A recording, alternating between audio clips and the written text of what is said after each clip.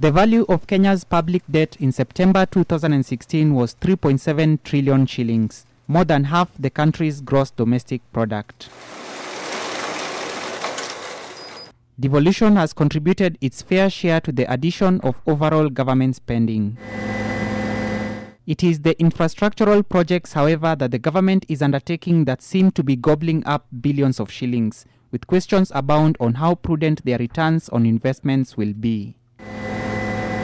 The Standard Gauge Railway Project, the Lamu Port South Sudan Ethiopia Transport Corridor Project, as well as the installation of a new oil pipeline from Mombasa to Nairobi are examples of such. You know, our economy has doubled in terms of size. So when you say 3.6 billion and trillion, sorry. The economy also now, GDP is at about close to 7 trillion. You have to scale it with the GDP growth so that you can know whether, in terms of percentage-wise, whether you are borrowing more than you used to borrow before, depending on your size. The key thing is, when you look at the analytical indicators that tell you whether you are over-borrowing or not, you find that Kenya is doing very well. In my view, a lot of the growth has not been as inclusive and broad-based as it should be. So the impact in terms of poverty reduction, job creation is not being felt on the ground.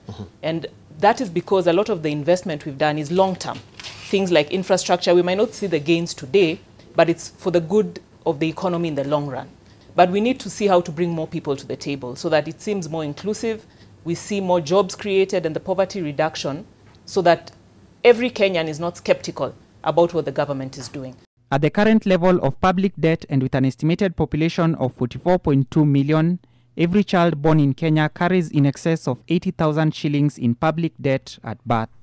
In a report late last year, the World Bank warned that though Kenya's public debt remains sustainable, the margin for further debt accumulation is narrowing at a rapid pace. A major challenge facing Kenya's economy is that the pace of growth of revenue collection is not commensurate with that of debt expansion, a situation which could lead to greater financial difficulties in future. What we've been saying is that the government is actually crowding out the private sector by borrowing domestically. So when they have the option to borrow internationally, it's actually good because it means we can have more finance available for the private sector, the business community locally.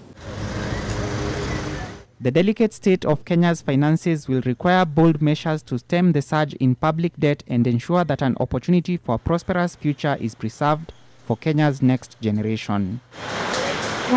Alex Mwangi, NTV.